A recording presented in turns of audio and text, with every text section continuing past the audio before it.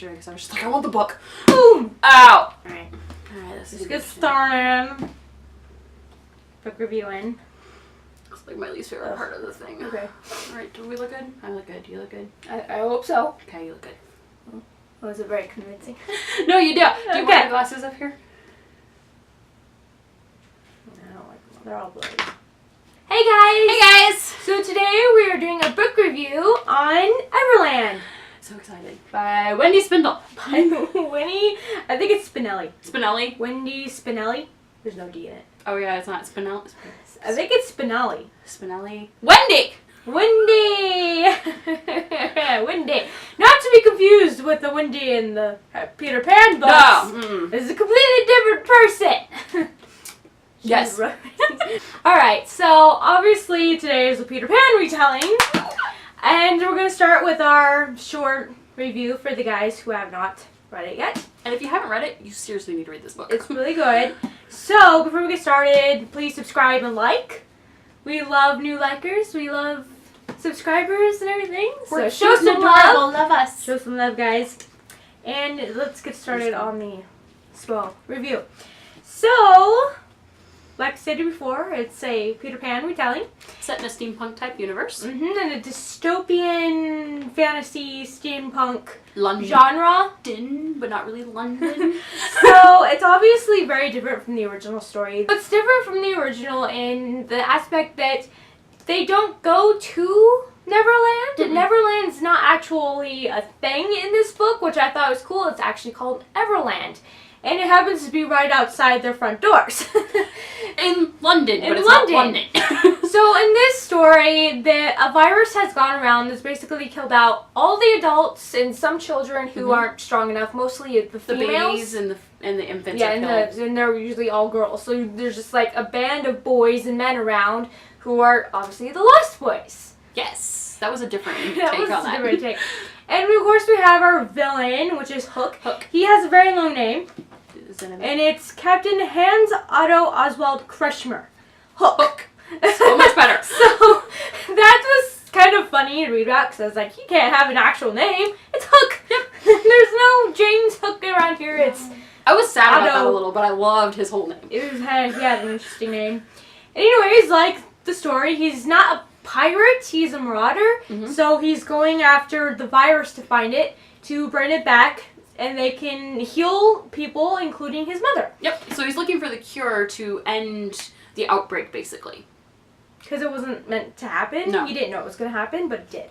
And along the way, he's trying to capture kids, obviously, so he can figure out if they have the cure in their blood. And of course, he has his nemesis, who is Peter, but as we know him in the book, Pete. So you can't have a Peter Pan book without Peter. So we have Gwen and her little sister and little brother, and she's got kind of like the world on her shoulders because she's in charge of them. She needs to take care of them, and one accident happens and her younger sister is taken by Hook. Which leads to a whole bunch of stuff happening, including her meeting Pete and finding out about the Lost Boys and realizing that her and her siblings aren't the only ones out there.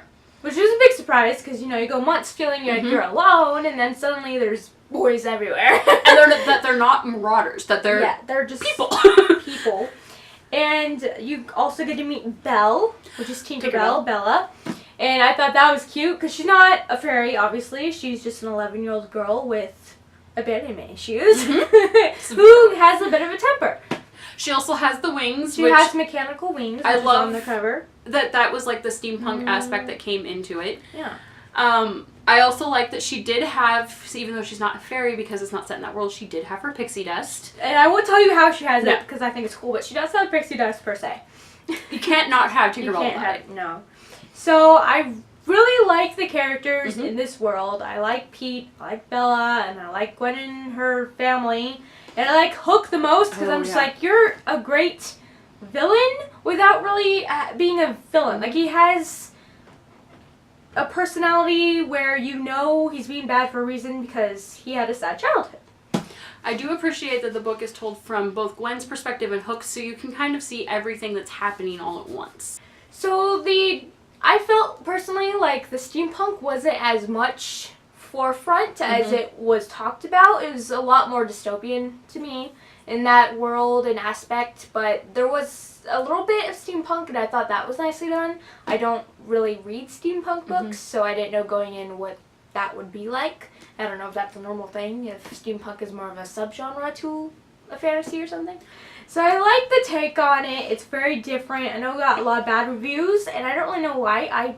It's a good book. It has a nice storyline. It is a series, and I think she's making the next one now. Yes. I think so. So the next one will be out probably next year or so.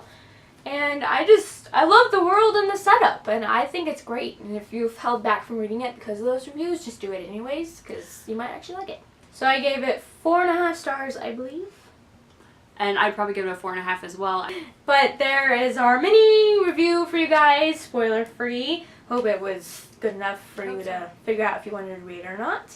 And we'll see you at our next video as we move on to an in-depth spoiler version of the review. So now on to the actual speaking, review, and talking. The chat. The chatting. So I adore Gwen. Yes. She's brave and spunky, and she's like, I need to go after my family, and she's not going to let a boy tell her what to do. I was like, you go, girl. I do like that they took Gwen and made her a lot better than Wendy, because Wendy was the damsel in distress originally. She was a girly girl. And Gwen is more even though she doesn't really know how to handle herself, she's willing to try. Yeah, she reminds me of Katniss in that way. She's willing to do everything possible to get her family back together. Yes. Which I adored. I also like Pete, or Peter.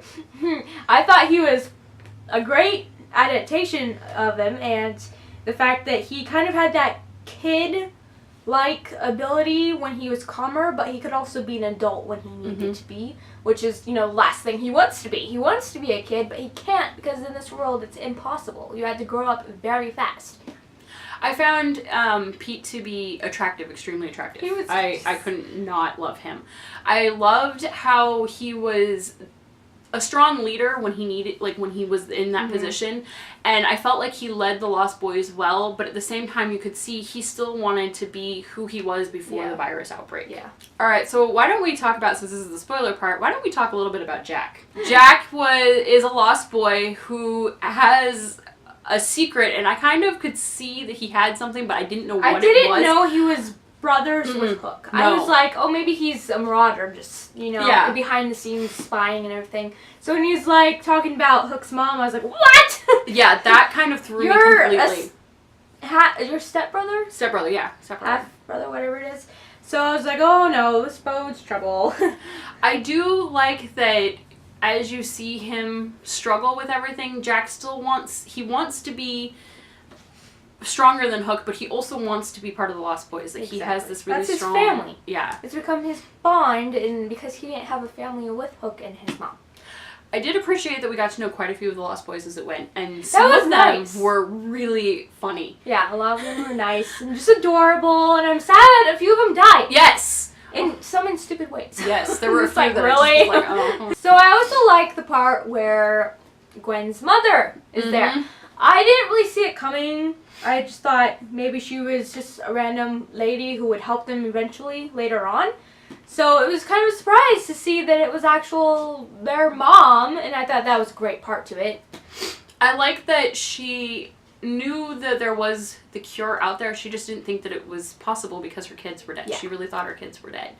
I did find the relationship between her and Hook a little awkward. Hook had thoughts in her thoughts that kind of pointed towards, she's as old as my mom, but I kind of like her. Like, yeah, it's kind of weird, because as you gain from reading, that Hook is like a teenager or whatever, or at least a few years older than Pete. So I'm like, this is weird.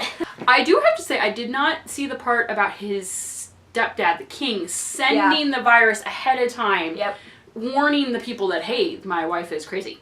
Yep, he's just like, hey, you may want to find an antidote for this. I didn't see that at all coming. And I also felt bad for Hook because he went in on his mom's orders to destroy what becomes Everland, and he didn't realize that all this was going to happen. Yeah.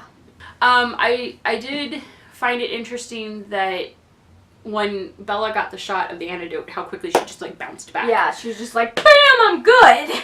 I loved Bella's character. I love that you could see the spunk of Tinkerbell, but at the same time you could see she was a lost little girl. Mm-hmm. She was very lost. She was looking for a mother figure to take care of her. Of course, she didn't like Gwen because Gwen liked Pete. But she quickly got over Yes. that. I'm just like, okay, that's great. But I wanted to hug Bella like through the whole thing. She was a tiny girl. And the pixie dust part, the fact that it was it's gold dust, I thought was amazing. That was cute. I also was a little shocked to find out the Queen survived. That was too. Like they all got out and there was another place. I'm assuming she's gonna be back in the next Yes. book. And I'm like, I don't want to. And the fact that at the end, instead of Pete, it's Gwen who cuts off Hook's hand. I'm like, uh-oh. But I like how, for a moment, he had a shred of humanity, and Gwen wanted to help him, because you saw him as a sad young adult who just gave up. He, in that moment, almost becomes a lost boy. Yeah. Like, And I'm wondering if he'll be back, or if it'll be a different villain. I do appreciate that when Peter had his shirt off, the whole He thing had his of... shirt off. Yeah, I appreciated his I shirt off. appreciate that. But I appreciated that his tattoo was the cogs, and he was saying that how he felt like if he wasn't flesh, that he could survive it. Yeah. And at that point, I kind of was just... I realized how much these boys had to have gone through to be at that point. So poetic. He is. Okay, guys, so there was our in-depth chat review, blah, blah, blah thing. Just comment down below and chat with us, you know, except write spoiler, you know, before you do that, because we want to know what you thought about it, or if you can't wait to read it, that's awesome too. We highly recommend it, even though there's not the greatest of reviews. It's really good. I really think everybody should read it. I appreciate the work of art as it is, so please thumbs up and subscribe.